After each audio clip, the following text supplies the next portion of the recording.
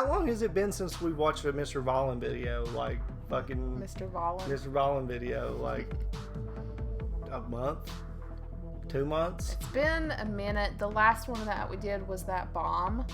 Oh, that's right. So it's been a minute. Too long. Mm-hmm. Is how long? DeLong. You know, he actually went to an Angels and Airwaves concert and got a shout out from Tom DeLonge himself. Nice. Nice! It's pretty fucking badass, honestly. I was very, very impressed when I saw that on Instagram. If you're not following Mr. Ballin, you're messing up. What are you doing? It's usually some jacked up stuff that he has on here. Yes, that's true. And I'm imagining that this is going to be some jacked up stuff that we're going to watch together. This is someone in this photo has an evil secret. Ooh. And let me tell you, we've been watching some true crime documentaries. We've been watching some scary stuff. Some what scary was that movies. show? Something in a number on Netflix. No, it's been like Spooky, the number one thing. Archive 81. Yeah, that's Archive. what it is. Check it out if you're into like some. It's different. Occult. It's occult stuff, but it reminds me of Insidious in a way because there's like that other world that.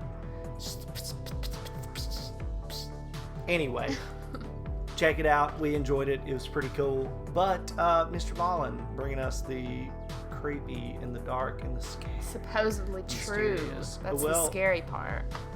Yeah. As he says, and as I've heard many times, the truth is stranger than fiction often. So let's jump right into it. Fair warning, the ending to this story is very abrupt and very upsetting. But before we get into today's story, Great. if you're a fan of the strange, dark, and mysterious delivered in story format, then you've come to the right place because that's all we do, and we upload once or twice every week. So if that's of interest to you, please offer to curl the like button's hair for their wedding, but then repeatedly touch the top of their ear with the curling iron. Also, Ow. please subscribe to our channel and turn on all notifications so you don't miss any of our weekly uploads. All right, let's get into today's story. The Upside Down Forest. Ugh. Yeah. I like the intro. I do too. It looks cool. The Strangers. Did you ever watch that movie? Strongsville, no. Ohio Is that what used to this be is just about? another typical quiet American suburb. Nice homes, nice families, nice restaurants, and a mall. But in late 2017, a discovery was made in Strongsville that put this town on the map in the worst way possible. To understand this discovery, we need to go back to early 2016 when this town's nightmare began. In early 2016, two longtime Strongsville residents, Bruce and Melinda Pleskovic, received some very exciting news. Their 20-year-old daughter named Anna and her 20-year-old fiance named Jeff had just told them they were expecting a baby girl. And so Bruce and Melinda were totally excited about the prospect of finally becoming grandparents. But at the same time, they knew Anna and Jeff did not have very much money. Anna still lived at home with Bruce and Melinda. She did have a job, but she made very little money. She was a waitress at a local Applebee's restaurant. And as for Jeff, he had a better job working as a service technician for a heating and air company, but he didn't have enough money to support him and Anna.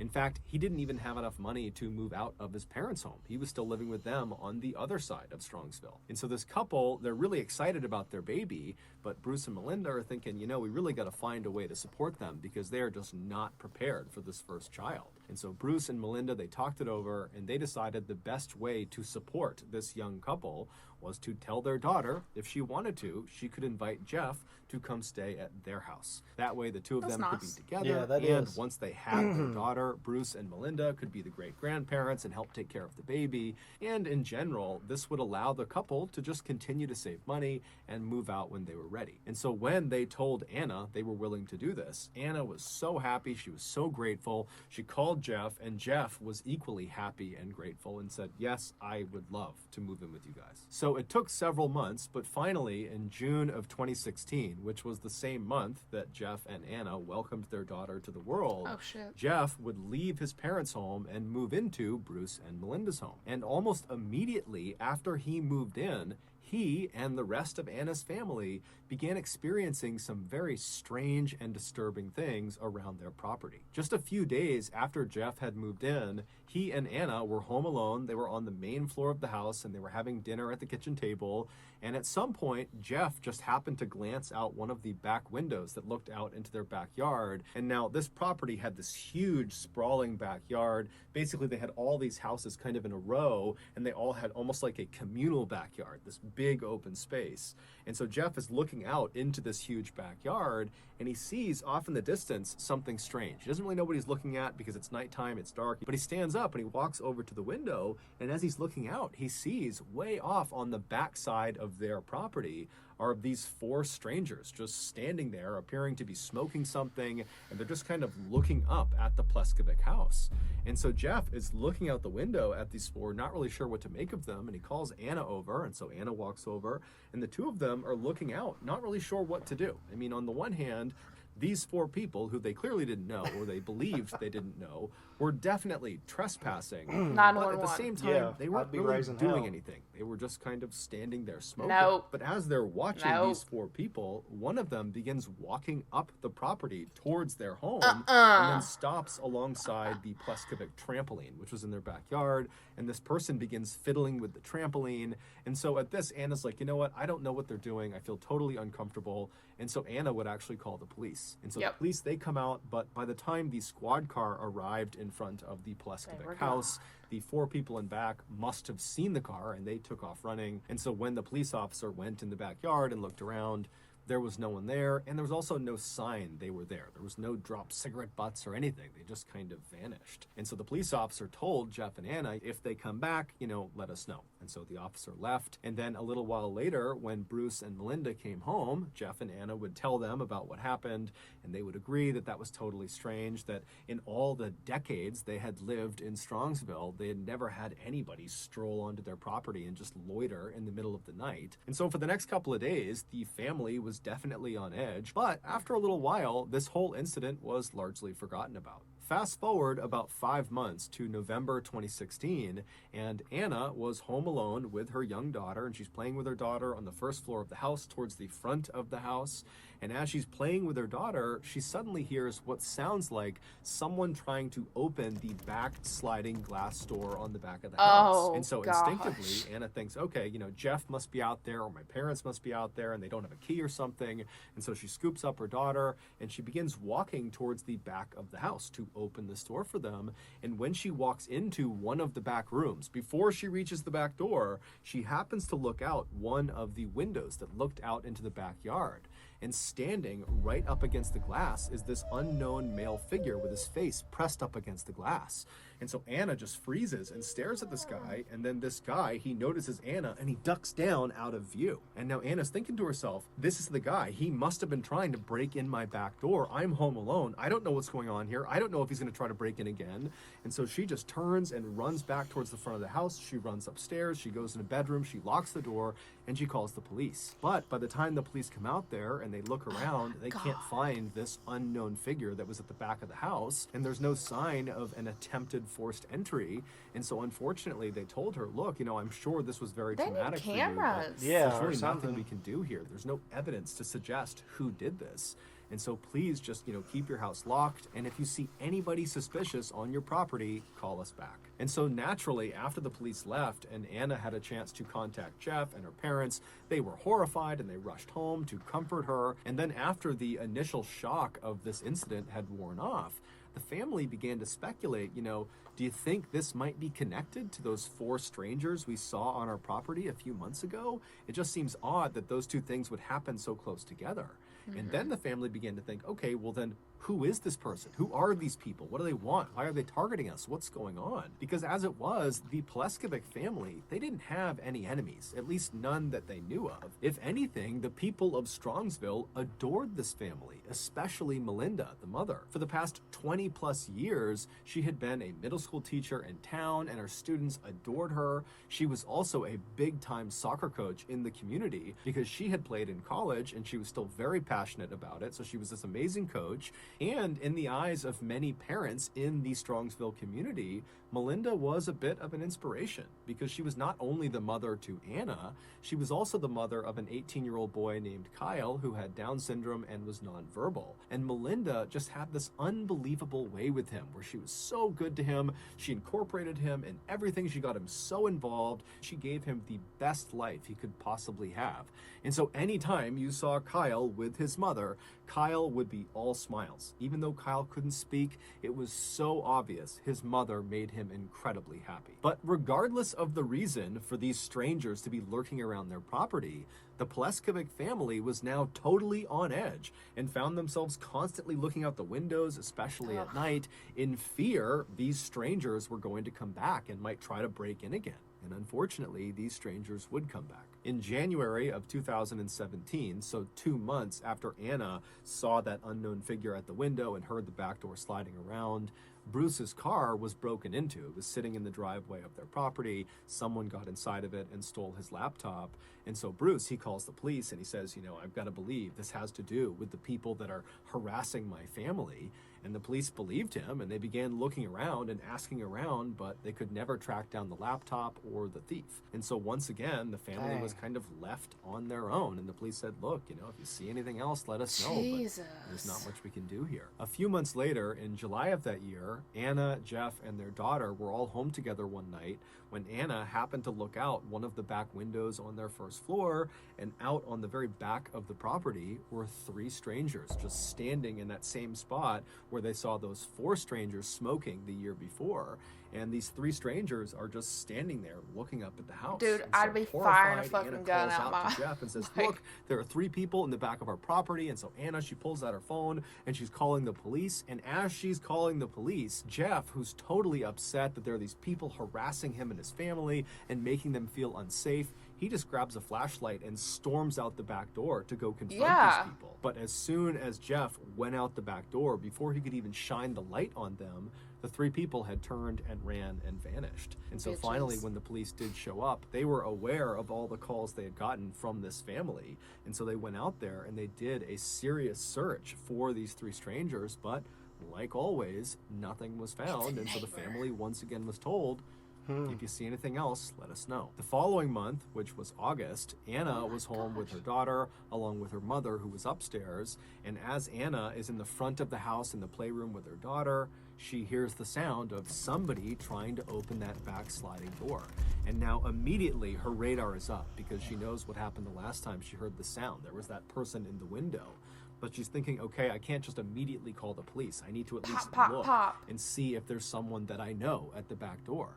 And so she scoops her daughter up, she stands up, and she walks around to the edge of the room she's in, and she kind of peeks her head down this hallway that will give her a clear view of this backsliding glass door. And once she finally has a full view of whoever is there, she screams because there are 2 large adults, as she would say, standing at the back door trying to force open this door.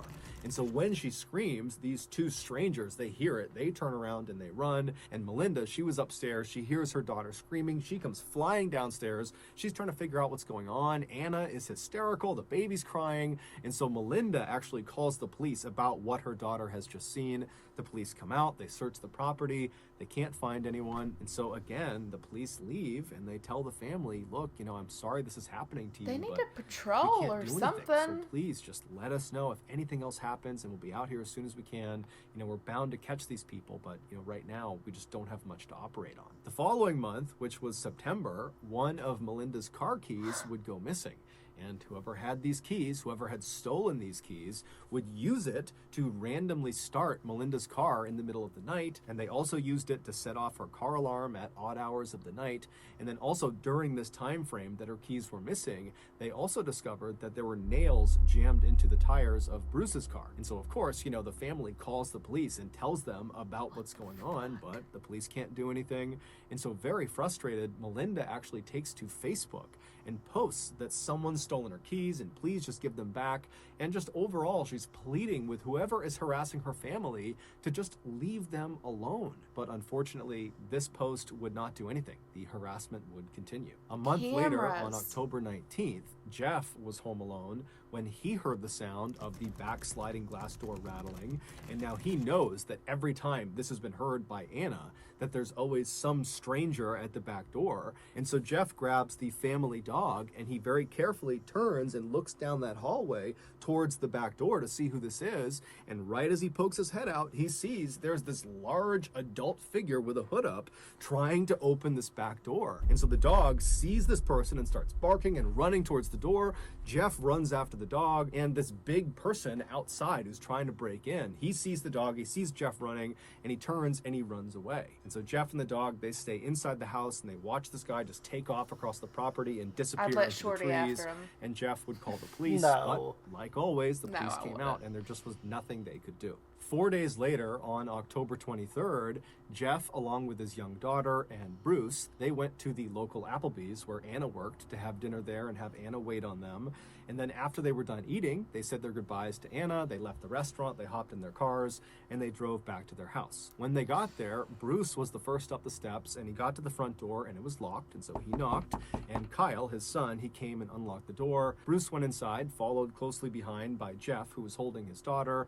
They get inside, and Bruce walks through the house to the back of the house where the kitchen is. He flips on the lights, and there's something on the kitchen floor. And when Jeff sees it, he immediately turns around and runs out of the house carrying his daughter. He grabs Kyle along the way and just takes them straight out of the house. And then once Jeff was outside, he called 911. And when you listen to his 911 call, it sounds like Jeff is unable to process what he has just seen. 911, what's the address of your emergency? Somebody's been attacked in my house. Somebody's been what? Attacked.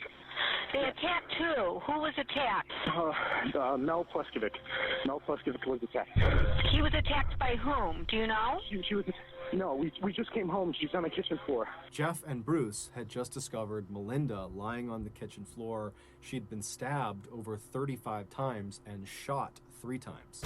She would be rushed to the hospital, but she would die that night. Although the family was in shock and couldn't even begin to process what had just happened, they were all acutely aware that whoever had done this to Melinda had to be connected to all of these strange and suspicious people that had been lurking around their property for the better part of 2 years. In fact, literally after Jeff had called 911, Bruce was inside in the kitchen kneeling next to his dying wife, and he called 911, and he would tell the dispatcher that the Strongsville Police Department really dropped the ball. 911, what city is the emergency in? Please come to 1 Blazing Star. I think my wife's dead. Someone, we've had people breaking into our fucking house, Sir. and now someone fucking killed her. Sir, tell me the city you need to talk to. Strongsville, Ohio. Okay, you need to be transferred. Don't hang up. 911, what's the city of your emergency? Strongsville, Ohio. We have people on the way already. What's the address? 4 Blazing Star. I think someone killed my wife. Do you think someone killed your wife? Yeah, it looks like Okay, she has stab wounds on her back. We've had people trying to break into our house all year. Stealing. Sir, I need to ask you questions, okay? Are you there right now? I just got in the door with my new son-in-law. My son Kyle was here Okay, with her. sir, what I want you to do is walk outside. The Strongsville Police Department would come out in force for this case, and they would solve it in just 4 days. And when they went public with who killed Melinda, no one could believe it. Back on October 23rd, so this was the night Melinda was discovered, Jeff, along with his young daughter and Melinda and her son Kyle, they were all together in the house. And at some point, Jeff had put his daughter down in her playpen and then went into the kitchen where Melinda was. And he walked up to her, pulled out a knife, and stabbed her over 35 times. And then when Melinda fell to the ground, Jeff drew a gun and shot her 3 additional times to make sure she was dead. Now, while he was doing this, his daughter is literally just a few feet away, and Kyle, presumably, is also right nearby, but he has no way of understanding what's happening to his mother. And so with these 2 totally innocent lives just right nearby, Jeff would clean off his weapons, and he'd take off his bloody clothes, and he would hide them inside of his car, and then he would just scoop up his daughter, and he would leave the house, leaving Kyle alone in the house with his dying mother in the kitchen, just leaves him there, shuts the door, locks it, and then Jeff and his daughter would drive to Applebee's to have dinner with Melinda's husband and her daughter. And then after several hours, when they got back to the property, Jeff knew what was waiting for them inside, and he still allowed Bruce to go inside first and discover his dying wife on the kitchen floor. Very little is known about why Jeff did this, because Jeff has actually never come out and given his motive for the crime. The running theory is that Jeff actually was not going to be able to pay for the wedding, which was coming up in a couple of days, and the wedding venue had actually contacted Melinda and said, hey, we're canceling the wedding because your future son-in-law can't pay for it. And so Melinda apparently confronted Jeff about his financial troubles, and the theory is he snapped and killed her. However, that can't possibly be the entire story for why he did this, because it would turn out Jeff was found to be responsible for literally every single suspicious event that had taken place around the Pleskovic property leading up to the attack. Meaning, every time they had seen strangers lurking around their property or people trying to break into their house, that had been because of Jeff. Either it was literally Jeff outside being one of these suspicious people, or he had asked friends or hired someone or groups of people to pretend to be suspicious people on the property, or Jeff had been the only person to see these suspicious people, and then miraculously when other people attempted to look outside, they were gone. And so obviously Jeff was lying. And so I actually had the opportunity to speak with one of Jeff's childhood friends who was actually living roughly in the Strongsville area when this horrible murder took place. And what this person told me is that what is kind of generally accepted as why Jeff did this, according to the people in Strongsville, is that Jeff apparently loathed Melinda. Even though she had opened her house to him, he loathed her. And as soon as he moved in 2016, he began plotting to kill her. And so all of these suspicious events were Jeff's attempt Your at mother-in-law, building this how's really that intricate supposed to alibi work? that they had these strangers out there that were targeting this family, and so that when she would ultimately be killed by him, it would look like these strangers had done it. And at first, it totally worked. Everybody believed, the police, the family, friends, that strangers had broken into the house and killed Melinda. In fact, there was so little suspicion on Jeff after her murder that Jeff actually served as a pallbearer in Melinda's funeral. But ultimately, the police would discover the knife and some bloody clothes in the back of Jeff's car, and so they would arrest him, and they would present this mountain of evidence against him, and Jeff would confess to killing Melinda. However, he wouldn't give any additional information about the crime. He would just basically say, yes, I did kill her. He would also never give an apology or explanation to the family. He would ultimately be sentenced to life in prison with the opportunity for parole after 33 years. During Jeff's trial, there was this totally heartbreaking moment when Bruce, Melinda's husband, spoke. And he would say their son, Kyle, does not understand that his mother is gone. And so now, every time they go out to eat, which is something Kyle really likes to do and he used to love doing with his mother, he'll just sit and stare out the window, eagerly expecting his mother to show up any minute. But of course, she never does. So that's going to do it, guys. If you got something out of today's episode and you haven't done this already, please offer to curl the like button's hair for their wedding, but then repeatedly touch the top of their ear with the curling iron. Also, please subscribe to our channel and turn on all notifications so you don't miss any of our weekly 1 or 2 video uploads. We are now selling merchandise like flannels and hats and sweatshirts and all sorts of stuff.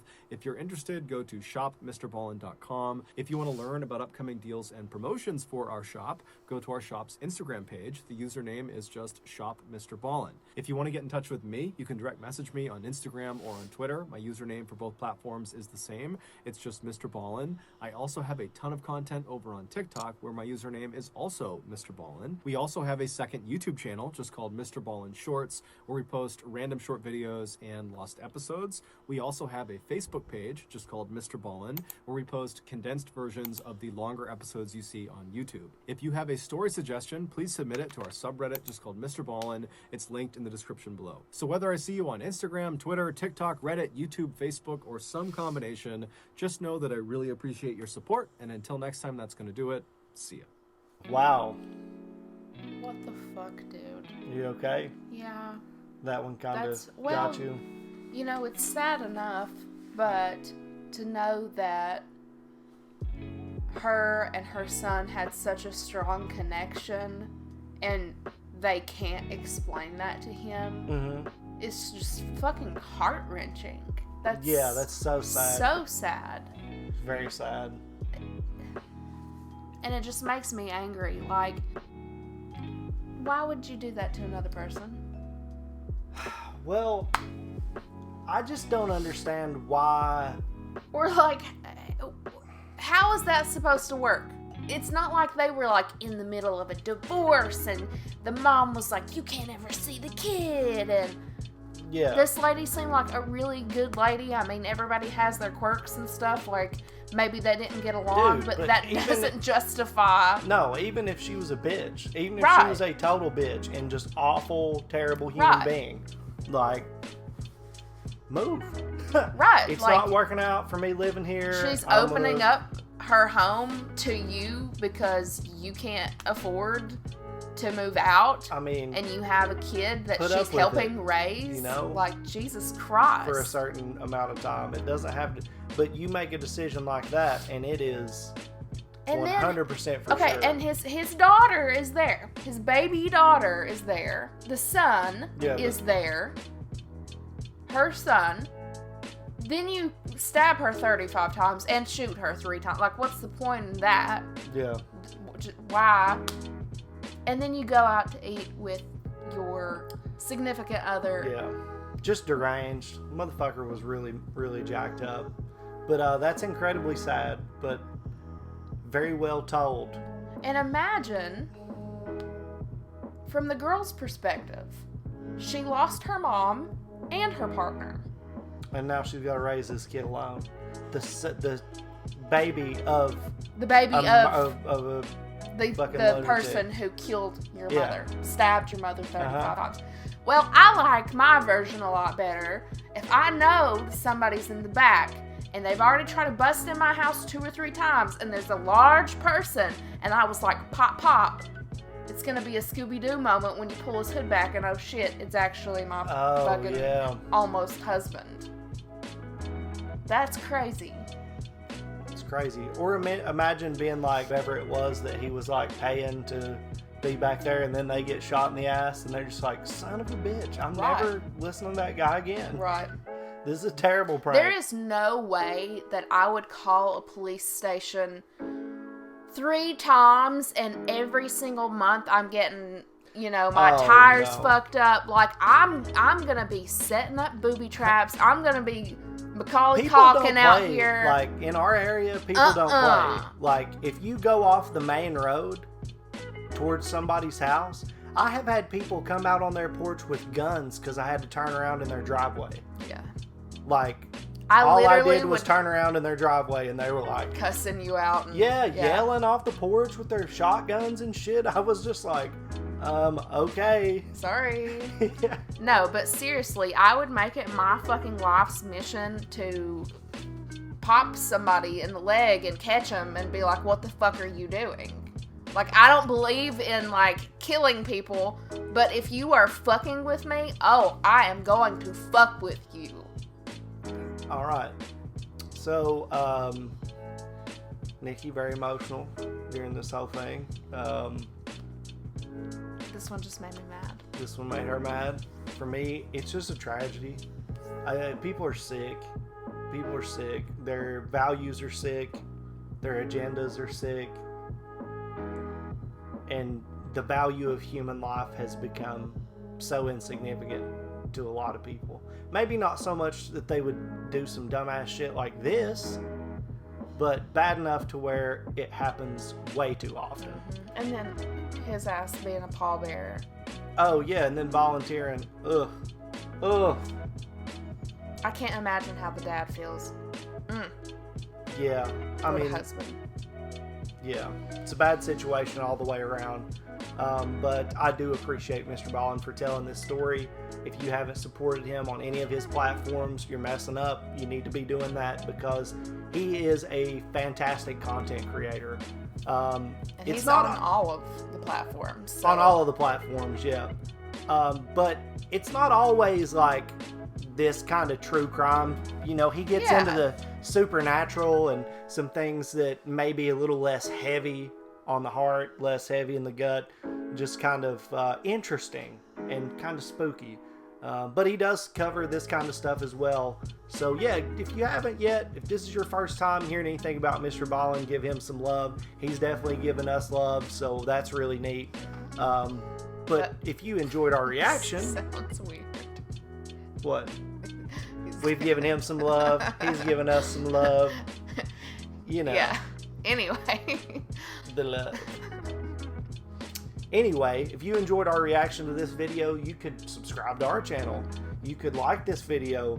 You could also give us some recommendations. Yeah, you can do that in the comments below, or we will have a link to our Discord in the description, and we have a channel on there. People give us recommendations. They put out memes, all sorts of recommendations for things for us to do on our live streams and videos for us to react to. Yeah. Those kind of recommendations. Just want to clarify. You know, if you say, hey, you know, fucking like rip your toenails off or something like that, God. I'm not going to do it. Don't change your underwear for 3 months. I'm not going to do it. All right, maybe I'm not. Anyway, yeah. Yeah, that was a great video. I enjoyed it, and I hope you did too.